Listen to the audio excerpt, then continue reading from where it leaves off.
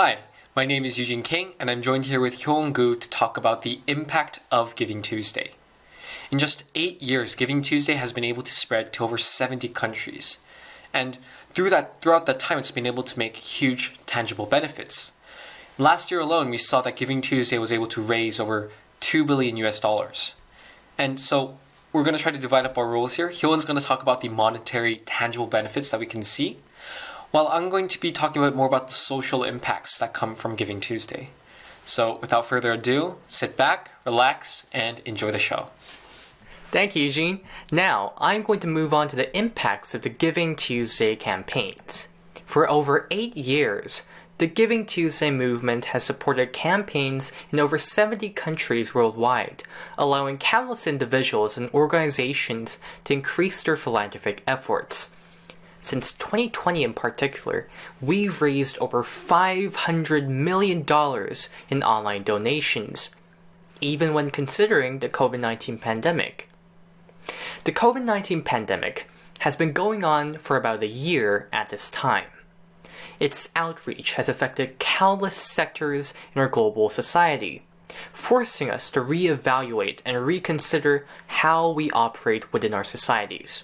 This has resulted in many requiring aid, both financially and physically.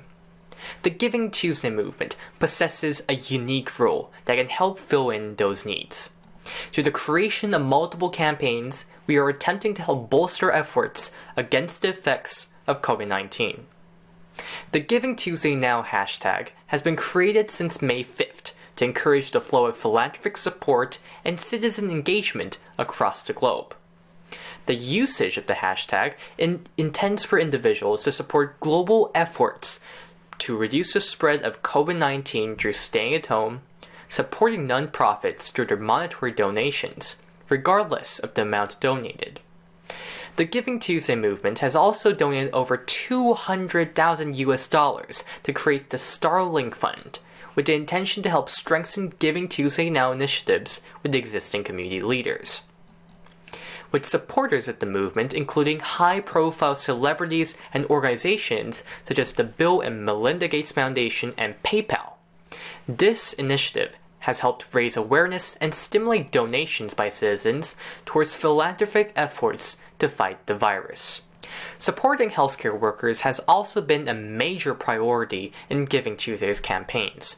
Through the aforementioned foundation partners, Giving Tuesday has helped mobilize employees to provide technical resources and funds to better support healthcare workers, while also encouraging citizens to show support for healthcare workers through donating supplies such as blankets and sending them personal messages of appreciation through the Giving Tuesday Now hashtag. Additionally, multiple fundraisers have been created to support local healthcare workers to procure essential medical inventory, advertised mostly through the Giving Tuesday Now hashtag. There has also been a push for the continuous support of higher education for all students.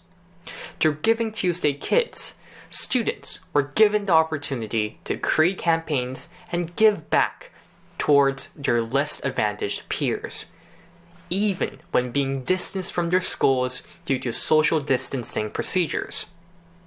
The movement has helped bridge the education gap between underprivileged preschoolers through offering preschool scholarships as part of its Heroes in Health program.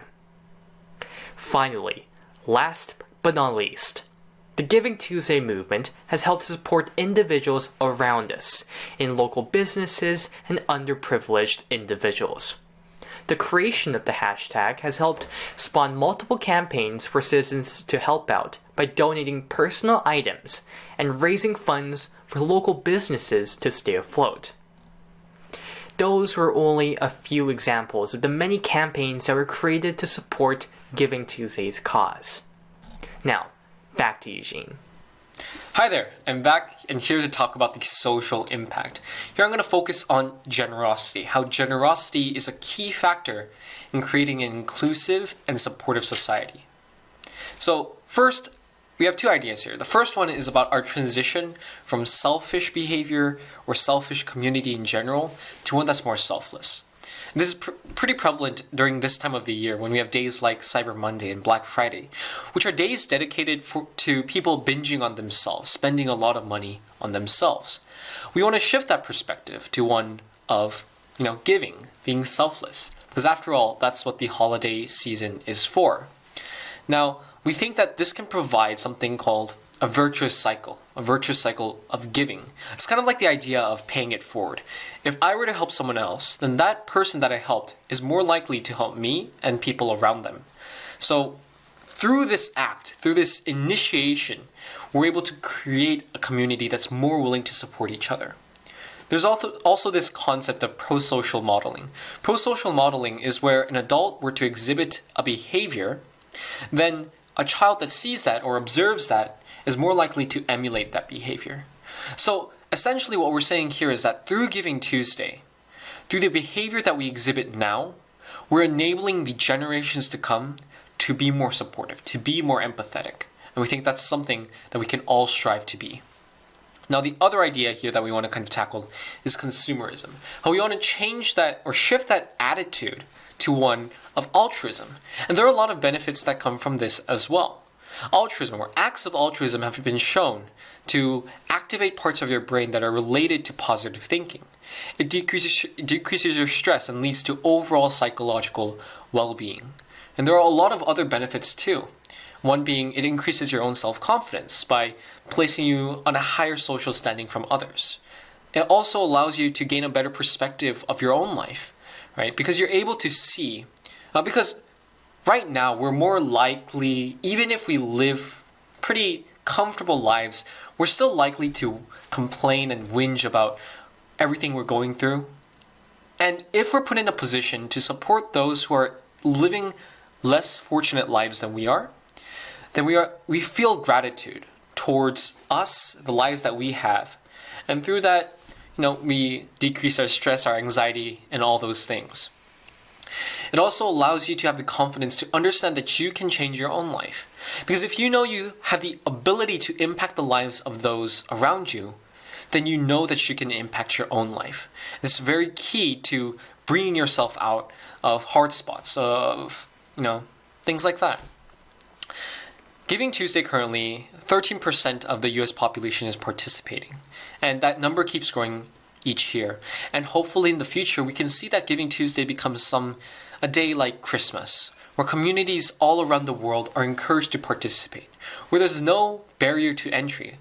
Giving Tuesday doesn't necessarily have to mean that you have to donate hundreds or thousands of dollars to an international nonprofit. It can be as simple as going to a homeless person on the street and giving them food and shelter. So I think that's the kind of transition and change we want to see here in South Korea, where we have a highly competitive and materialistic society, and we want to shift that ideal and shift those attitudes of the people around us to be more selfless, to be more empathetic, to be more collaborative, to just create a healthy environment overall. And I think that's something that we can all strive towards. So I think that kind of wraps up our presentations. Just thank you so much for joining with us in this movement.